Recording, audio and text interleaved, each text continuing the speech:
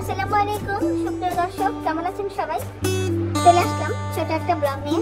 এখন আপনারা যেটা দেখতে পাচ্ছেন এটা ঢাকা নিউ মার্কেট প্রথম গেটের সামনে। আশেপাশে রয়েছে জুয়েলার্সের অনেক দোকান, স্বর্ণের দোকান প্লাস ডায়মন্ডের দোকান। অনেক এখানে যে অলিম্পিয়াও দেখা যাচ্ছে, এটা কনফেকশনারির দোকান। অনেক লাইটিং করা, চোখ ধাঁধানো লাইটিং।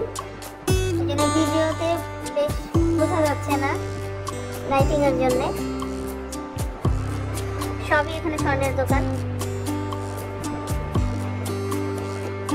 ঢাকা নিউ মার্কেটে আমাদের প্রায়ই আসা হয়, যেহেতু আমাদের বাসার একদম কাছাকাছি। এখানকার ফুচকা কিন্তু অনেক মজা।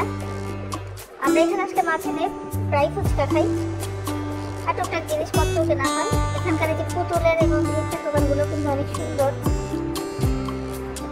পুতুলের দোকানের সামনে থেকে আমি এখনো তাকিয়ে থাকি পুতুলের দিকে। হয়তো কেনার জন্য না, কিন্তু দেখতে ভালো লাগে, কারণ পুতুলের প্রতি ছোটবেলা থেকে আমার অ্যাট্রাকশন বেশি ছিল।